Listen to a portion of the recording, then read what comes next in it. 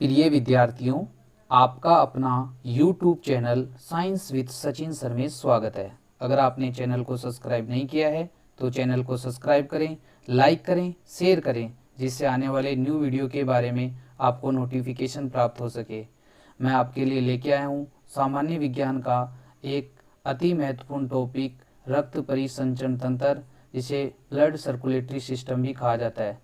यह टॉपिक सभी प्रतियोगिता परीक्षाओं के लिए बड़ा महत्वपूर्ण टॉपिक है, तो सभी विद्यार्थी रेगुलर वीडियो को देखें और नोट्स बनाएं। तो प्रिय विद्यार्थियों, शुरू करते हैं रक्त परिसंचरण तंत्र, जिसे ब्लड सर्कुलेटरी सिस्टम भी कहा जाता है। सबसे पहले अपन ब्लड के बारे में जानेंगे। ब्लड, जिसे रुधिर, रक्त, खून और लहू कहा जाता है। जैसे आपके रग रग में लहू दौड़ता है, अगर आपने पूरा वीडियो देखा है तो आपके रग रग में साइंस दौड़ेगी। तो सबसे पहले स्टार्ट करते हैं। रक्त का अध्ययन क्या कहलाता है? तो आपको याद रखना है कि रक्त का अध्ययन हीमेटोलॉजी कहलाता है। ये इंपॉर्टेंट क्वेश्चन है कि रक्त का अध्ययन क्या कहलाता है? हीमेटोलॉजी। नेक्स्ट इंपॉर्टेंट, रक्त का पीएच मान कितना होता है? तो आपको याद रखना है रक्त का पीएच मान 7.4, जो कि कैसा होता है? हल्का क्षारीय। नेक्स्ट, एक स्वस्थ मनुष्य में रक्त की औसत मात्रा 5 से 6 लीटर होती है। सभी बच्चों को याद रखना है कि एक स्वस्थ मनुष्य में रक्त की औसत मात्रा 5 से 6 लीटर होती है। ये एक इम्पोर्टेंट क्वेश्चन है कि जो 5 से 6 लीटर रक्त की औसत मात्रा होती है, ये कुल शरीर के भार का 7% होती है। यह प्रश्न कई प्रतियोगिता परीक्षा में आ चुका है और आने वाली प्रतियोगिता परीक्षा में भी पूछा जा सकता है। तो आपको याद रखना है कि रक्त कुल शरीर के भार का 7% होता है। नेक्स्ट, पुरुषों में महिलाओं से आधा लीटर रक्त अधिक होता है। याद रखना है कि पुरुषों में महिलाओं से आधा लीटर रक्त क्या होता है? ज़्यादा होता है। नेक्स्ट, शरीर का सबसे मुलायम ऊतक अगर आपको पूछे तो आपको बताना है रक्त।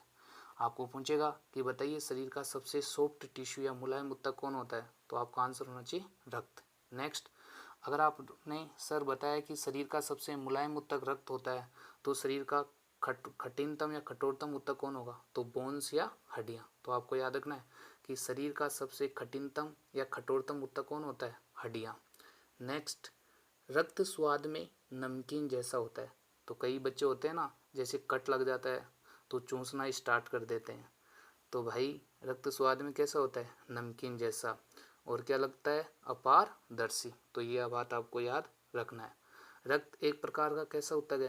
तरल संयोजी ऊतक। तो आपको याद रखना है कि रक्त एक प्रकार का तरल संयोजी ऊतक है। नेक्स्ट, रक्त के मुख्यतः 2 घटक होते हैं। ये एक इम्पोर्टेंट बात है जो आपको याद रखना है कि रक्त के मुख्यतः कितने घटक होते हैं? 2 घटक होते हैं, एक तरल भाग और एक ठोस भाग। आपको याद रखना है कि रक्त के मुख्यतः कितने घटक होते हैं? 2 घटक होते हैं, एक तरल भाग और एक ठोस भाग। लेकिन बच्चों, ये इम्पोर्टेंट बात है कि रक्त का तरल भाग क्या कहलाता है? प्लाज्मा। और ये इम्पोर्टेंट बात है कि प्लाज्मा कुल रक्त का कितना होता है? 55%। बोले तो 55%। ये एक इम्पोर्टेंट क्वेश्चन है, पूछा जा सकता है कि प्लाज्मा कुल रक्त का कितना प्रतिशत होता है? तो आपका आंसर होना चाहिए 55%। ठोस भाग में रक्त कणिकाएं पाई जाती है। और आपको याद रखना है कि रक्त कणिकाएं कुल रक्त का 45%, बोले तो 45% होती है। तो आपको याद रखना है कि रक्त कणिकाएं कुल रक्त का 45% होती है। ये इम्पोर्टेंट बात याद रखनी है कि ह्यूमन बॉडी के अंदर 3 प्रकार की रक्त कणिकाएं पाई जाती है, एक आरबीसी, एक डब्ल्यूबीसी और एक प्लेटलेट्स। कितनी प्रकार की रक्त कणिकाएं? 3 प्रकार की, आरबीसी, डब्ल्यूबीसी और प्लेटलेट्स।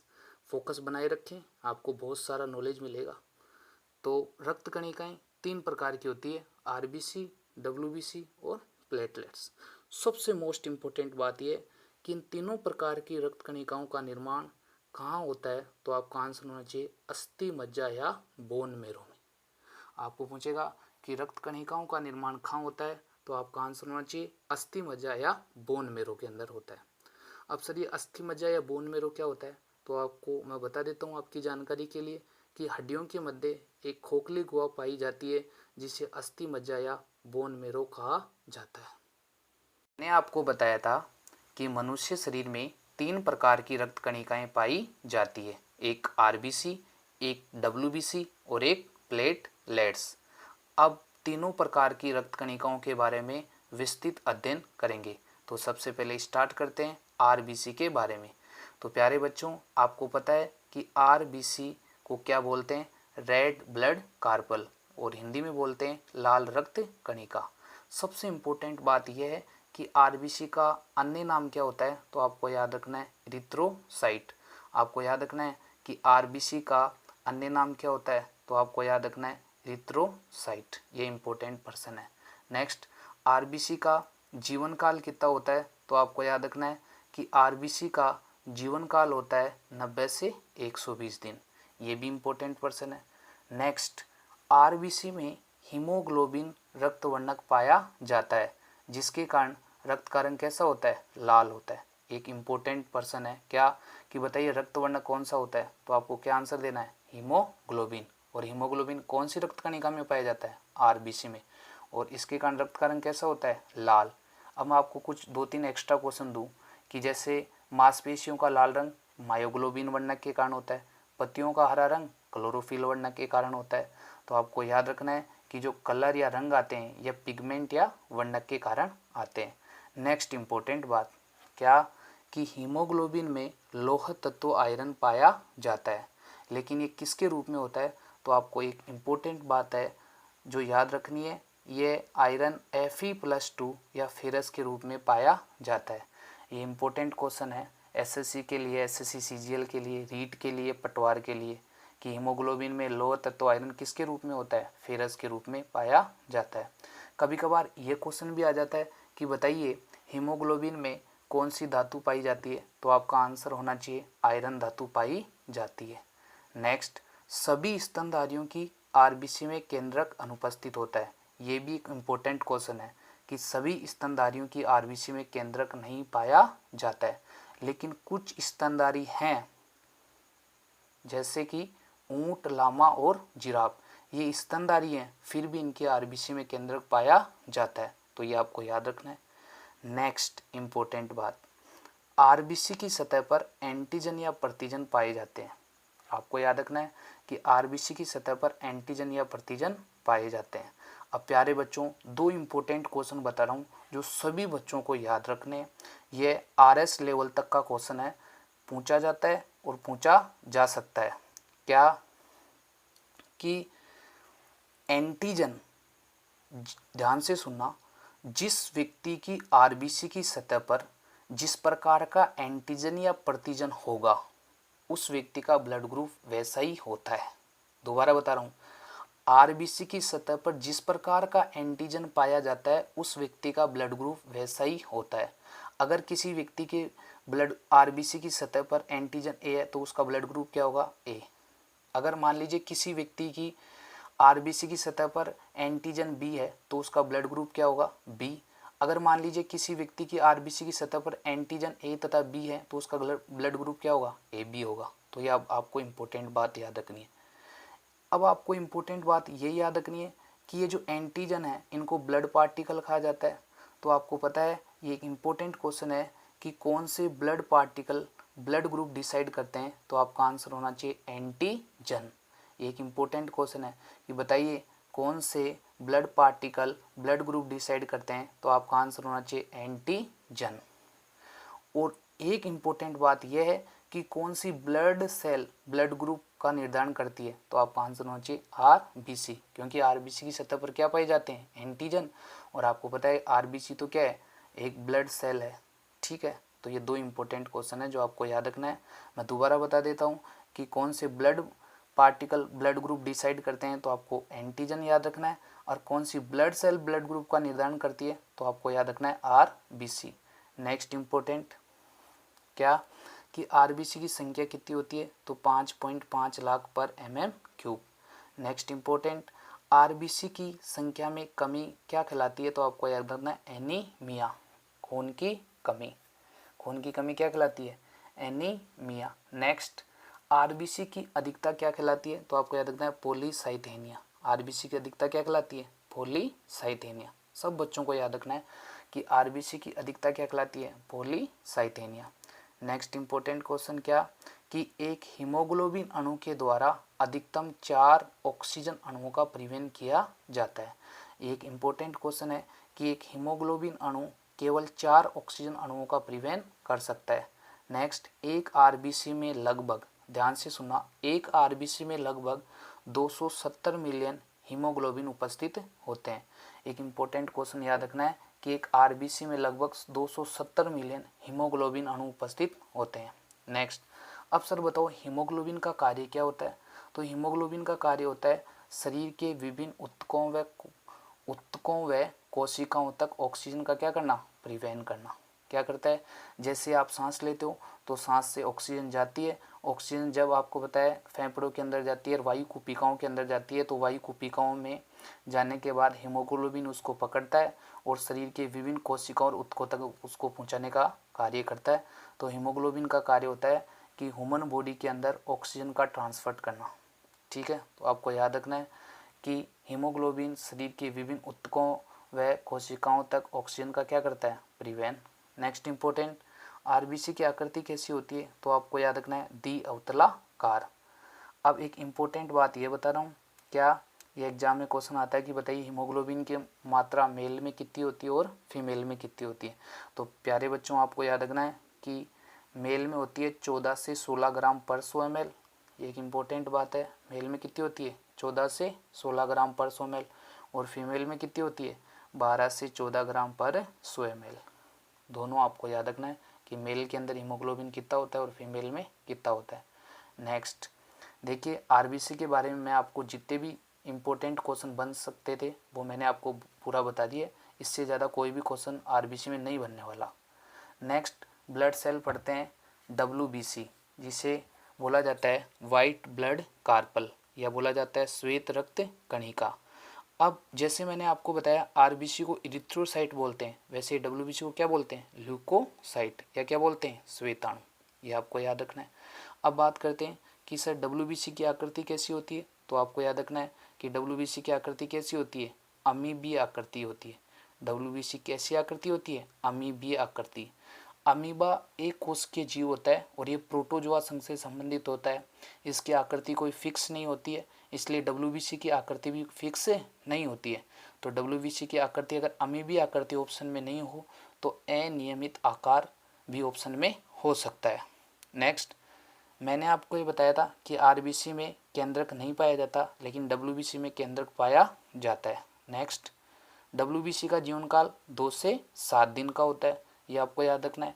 नेक्स्ट, डब्ल्यूबीसी कुछ दिनों से कुछ वर्षों तक जीवित रह सकती है। इसका रीज़न मैं आपको जब ह्यूमन डिजीज़ का वीडियो अपलोड करूंगा तब बताऊंगा कि इसका क्या कारण है कि कुछ दिनों से लेकर कुछ वर्षों तक कैसे जीवित रहती है। कुछ बच्चे मेरे से पढ़े हुए, उनको ये बात पूरी समझ में आ गई होगी कि कुछ दिनों से लेकर कुछ वर्षों तक जीवित रहने का रीज़न क्या है। नेक्स्ट, डब्ल्यूबीसी की संख्या कितनी होती है, तो आपको याद रखना है 6000 से 11000 पर mm³। ये इंपॉर्टेंट बात है।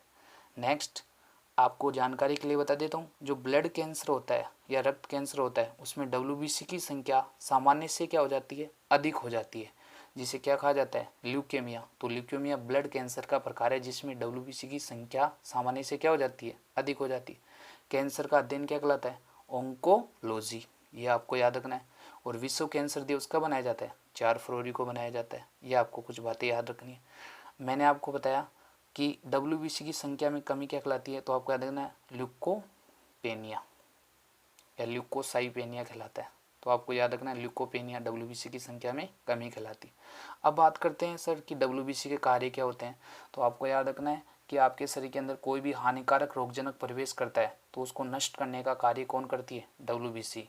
तो एक इम्पोर्टेंट बात है, शरीर में रोग प्रतिरोधक क्षमता का विकास करना। रोग प्रतिरोधक क्षमता का विकास का मतलब होता है रोगों से लड़ने की क्षमता विकसित करना। ये एक इम्पोर्टेंट बात है। तो अब चर्चा करते हैं डब्ल्यूबीसी के प्रकार। ये एक मोस्ट इम्पोर्टेंट फैक्ट है, इसको सब बच्चों को याद रखना है, चाहे से वो किसी भी प्रतियोगिता परीक्षा की तैयारी कर रहा हो। क्या कि डब्ल्यूबीसी मुख्यतः कितने प्रकार की होती है, तो आपको याद रखना है डब्ल्यूबीसी मुख्यतः दो प्रकार की होती है। एक तो कणिका में, जिसे क्या बोलते हैं, ग्रेनुलोसाइट। सारे बच्चों को याद रखना है कि डब्ल्यूबीसी मुख्यतः दो प्रकार की होती है। एक कणिका में जिसे ग्रेनुलोसाइट बोलते हैं, और एक अकणिका में जिसे अग्रेनुलोसाइट भी बोला जाता है। अब आपको ये याद रखना है कि जो कणिका में या ग्रेनुलोसाइट होती है वो उसके एग्जाम्पल क्या क्या हैं। तो आपको याद रखना है कि ग्रेनुलोसाइट जो डब्ल्यूबीसी होती है उसके प्रकार हैं एसिडोफिल, बेसोफिल और न्यूट्रोफिल। इस एसिडोफिल को इओसिनोफिल भी बोलते हैं। तो कई बच्चे कंफ्यूज हो जाते हैं, तो कंफ्यूज होने की आवश्यकता नहीं है। एसिडोफिल को इओसिनोफिल भी बोलते हैं। तो आपको याद रखना है कि कणिका में या ग्रेनुलोसाइट डब्ल्यूबीसी के कौन कौन से प्रकार हैं, एसिडोफिल, बेसोफिल और न्यूट्रोफिल। और अकणिका में एक एग्जाम्पल है मोनोसाइट और लिम्फोसाइट। याद रखना है कि अग्रेनुलोसाइट या अकणिका में डब्ल्यूबीसी कौन कौन सी होती है, मोनोसाइट और लिम्फोसाइट। और आपको ये भी याद रखना है कि लिम्फोसाइट दो तरह की होती है, बी लिम्फोसाइट और टी लिम्फोसाइट। अब डब्ल्यूबीसी के बारे में आप विस्तृत रूप से जान चुके हो, तो अब नेक्स्ट चर्चा करते हैं प्लेटलेट्स, बिंबाणु या थ्रोम्बोसाइट के बारे में। कैसे, जैसे मैंने आपको बताया कि आरबीसी का अन्य नाम इरिथ्रोसाइट होता है, डब्ल्यूबीसी का ल्यूकोसाइट होता है, वैसे आपको प्लेटलेट्स का याद रखना है थ्रोम्बोसाइट। नेक्स्ट, इनकी संख्या कितनी होती है, तो आपको याद रखना है इनकी संख्या होती है 3 से 3.5 लाख पर mm³।